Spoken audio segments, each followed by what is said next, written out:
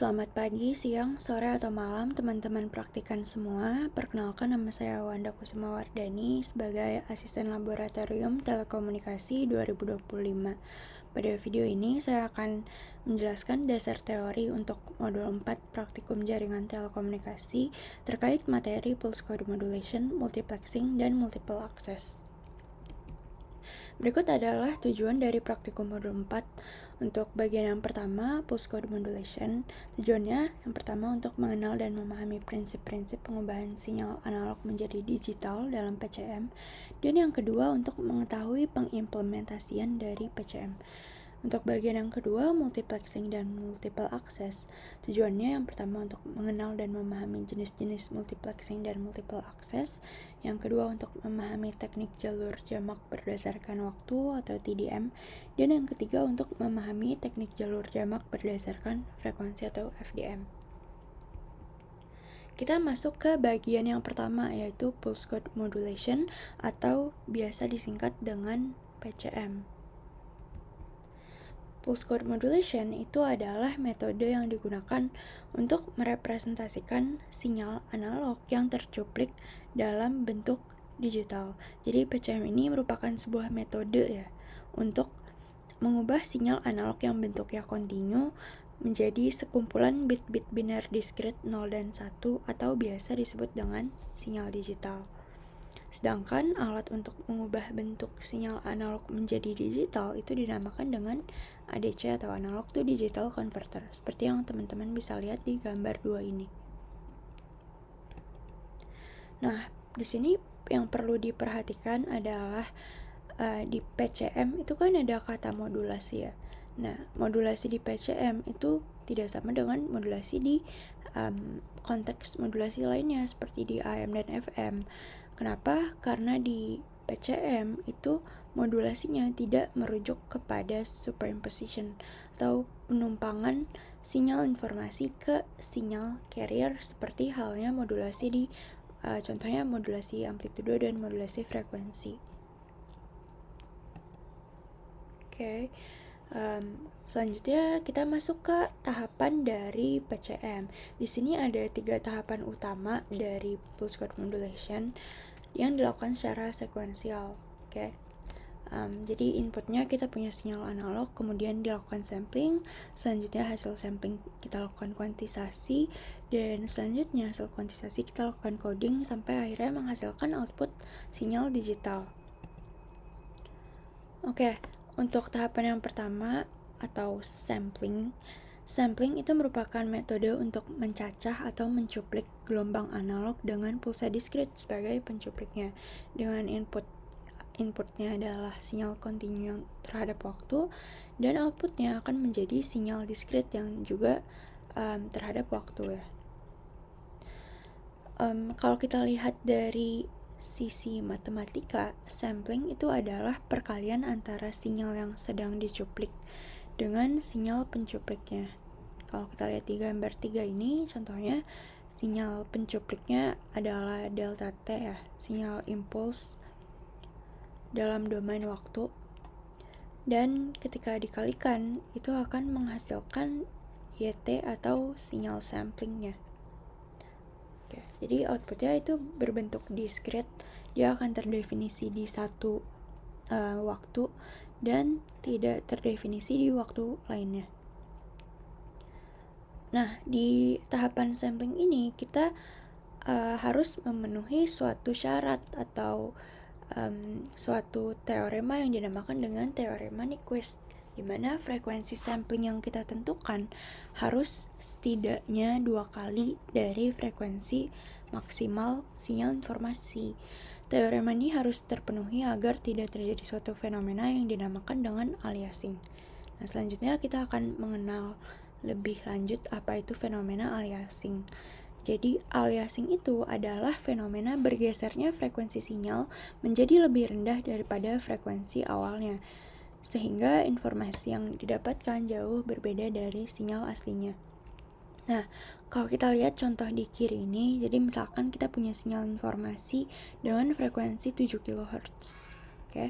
Nah, kemudian kita ingin mensampel sinyal tersebut dengan frekuensi samplingnya 10 kHz. Maka nanti kita akan dapat nilai diskretnya itu yang biru ini. Oke. Nah, kemudian ketika kita merekonstruksi lagi sinyal hasil samplingnya, itu akan menjadi seperti ini kemungkinan yang warna merah ini. Oke. Nah, bisa dilihat kalau frekuensinya itu berbeda ya dengan sinyal informasi yang kita punya. Nah, aliasing itu bisa terjadi juga jika frekuensinya lebih tinggi. Tapi baik sinyal aliasing yang frekuensinya lebih rendah atau lebih tinggi daripada sinyal informasi awalnya, informasi yang didapatkan akan jauh berbeda dari sinyal aslinya. Nah, karena kita udah tahu nih teorema Nyquist, maka kesalahan pemilihan frekuensi sampling itu jarang terjadi.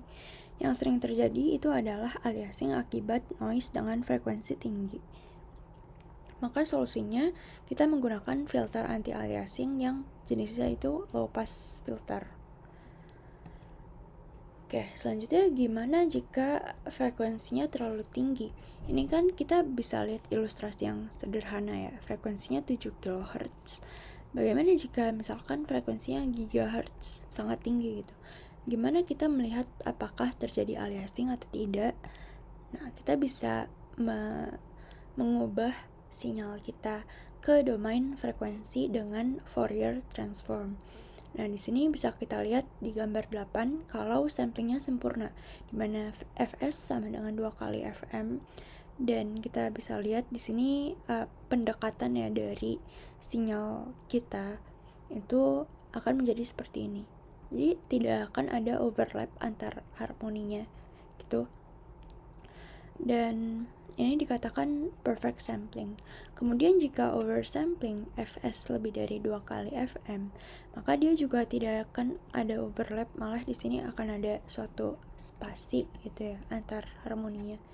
Dan ketika dia undersampling, ketika terjadi aliasing Fs kurang dari 2 kali Fm, maka di sini akan terjadi sebuah overlap. Oke. Dan amplitudo yang tadinya lebih tinggi menjadi lebih rendah. Jadi itu dia yang dinamakan dengan aliasing, adalah fenomena bergesernya frekuensi sinyal menjadi lebih rendah daripada frekuensi awalnya. Nah, ini ada kode MATLAB yang teman-teman bisa coba sendiri, bisa coba di run. Jadi di MATLAB ada transformasi FFT. Oke. Pakai FFT ini, dan misalkan di sini kita punya sinyal informasinya frekuensi 3 Hz, dan frekuensi samplingnya bisa teman-teman ubah sendiri apakah dia undersampling, oversampling, atau perfect sampling. Nah, selanjutnya kita ke tahapan yang kedua, quantization. Jadi quantization itu merupakan proses konversi nilai-nilai diskret yang telah tercuplik ke level-level tertentu. Jadi nilai diskret yang tadi udah kita dapatkan itu akan dipetakan ke level terdekat, dan kualitas output kuantisasinya itu tergantung jumlah level yang digunakan. Dengan jumlah levelnya dapat dihitung dengan rumus 2 pangkat n, di mana n adalah jumlah bit yang digunakan.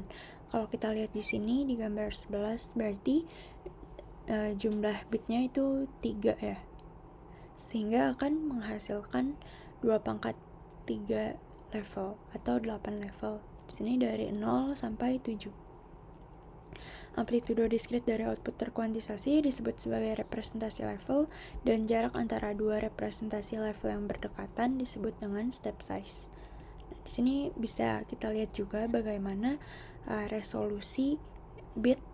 Jika bitnya itu yang digunakan lebih banyak, maka digital sinyalnya itu akan lebih akurat ke analog sinyal yang ingin kita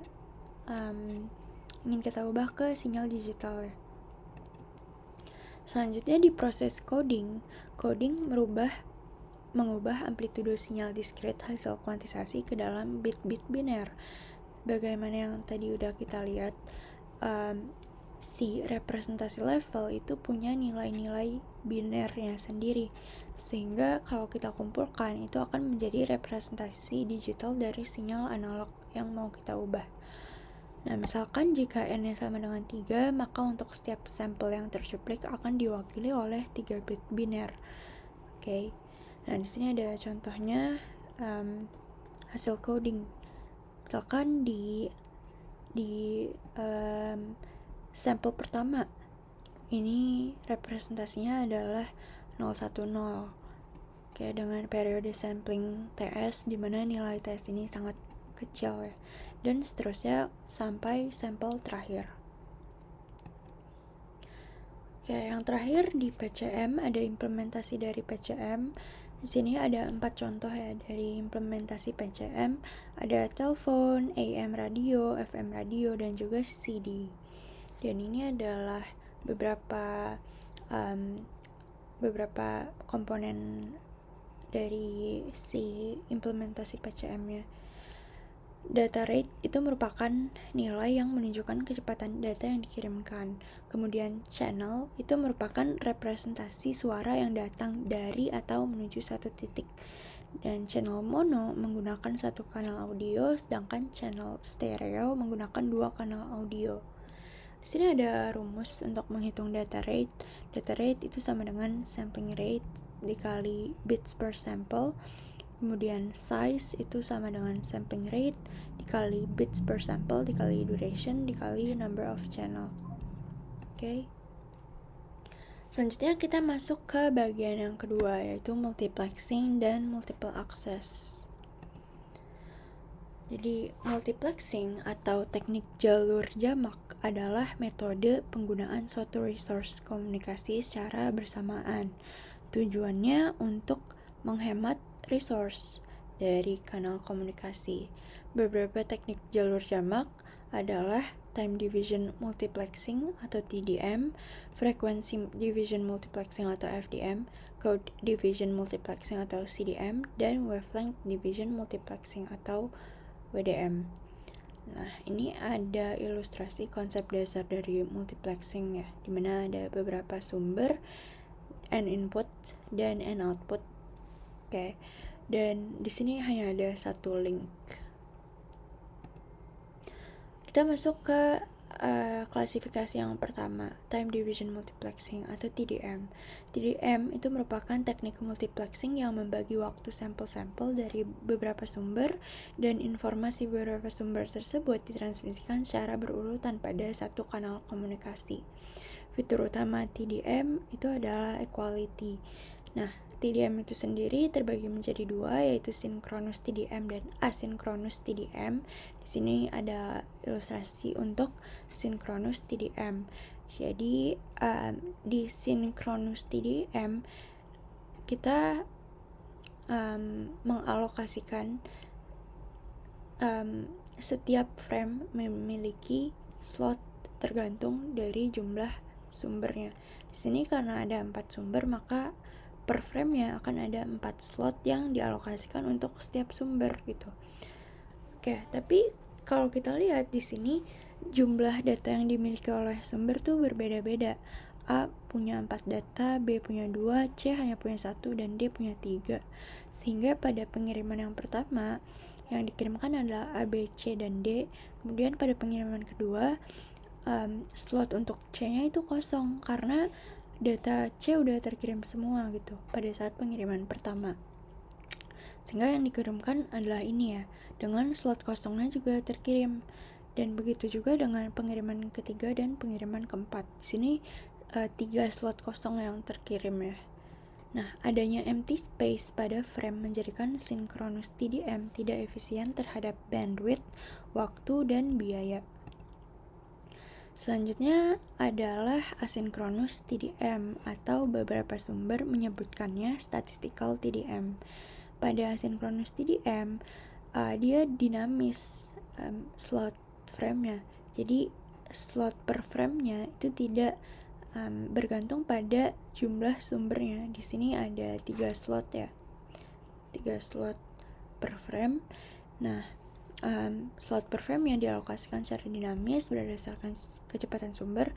Dan jika dibandingkan dengan synchronous TDM, tentunya teknik ini lebih efisien terhadap bandwidth dan waktu, tapi lebih memakan biaya. Lebih efisien karena di sini nggak ada slot kosong yang terkirimkan ya ke receiver. Jadi lebih efisien dan mungkin ada slot kosong yang terkirimkan di akhir saja. Selanjutnya adalah frequency division multiplexing. Jadi FDM itu adalah teknik multiplexing yang mengirimkan beberapa sinyal yang telah digabungkan untuk dikirimkan secara bersamaan dengan berbagai medium yang sama. Jadi kalau FDM kita punya, misalkan di sini contohnya ada 3 sumber, 1, 2, dan 3. Dan masing-masing sinyal mereka yang ingin mereka kirimkan itu dimodulasi dengan frekuensi carrier yang berbeda-beda. Oke. Kemudian setelah itu dijumlahkan ketiganya dan baru ditransmisikan melalui medium yang sama. Kemudian baru masing-masing akan difilter menggunakan bandpass filter ya, karena menggunakan sinyal carrier dan sinyal carriernya berbeda-beda. Jadi di satu ini bandpass filter yang pertama, kemudian baru yang terakhir ke low pass filter untuk menghilangkan noise dan akhirnya menghasilkan sinyal informasi yang dikirimkan.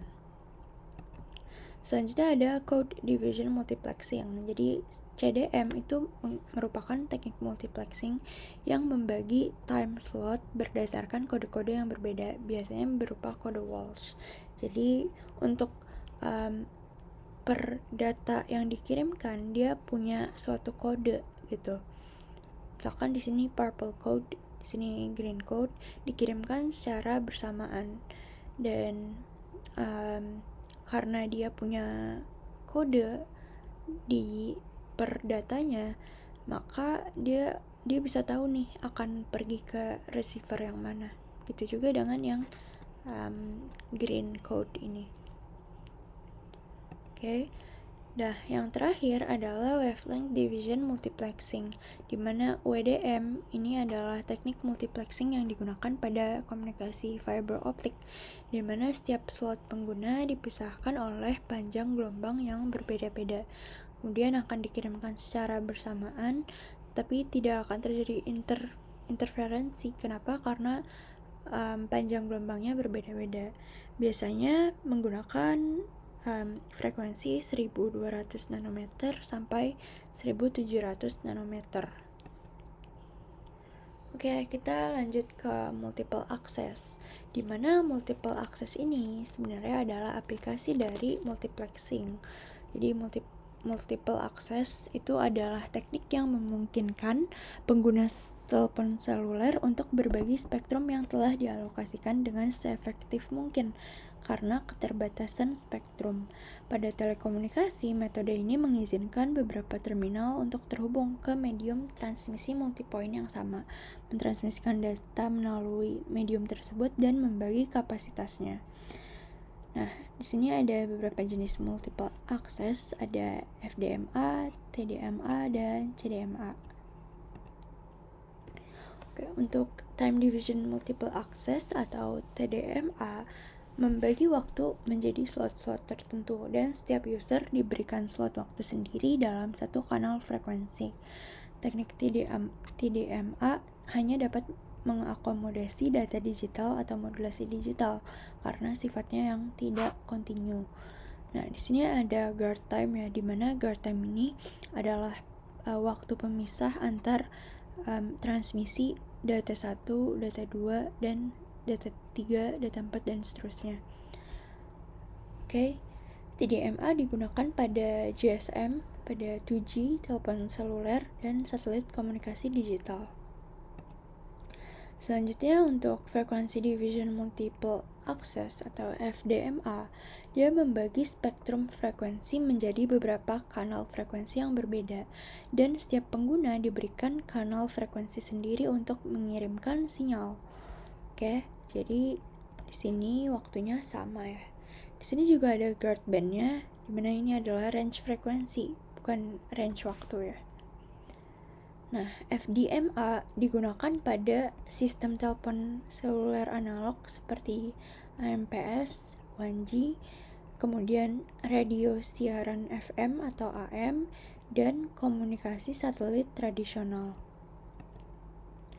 Dan yang terakhir untuk CDMA atau Code Division Multiple Access memungkinkan beberapa pengguna berbagi frekuensi dan waktu yang sama, tapi setiap pengguna dibedakan dengan kode unik atau spreading code, digunakan untuk komunikasi digital. Sini juga ada guard code-nya, dan masing-masing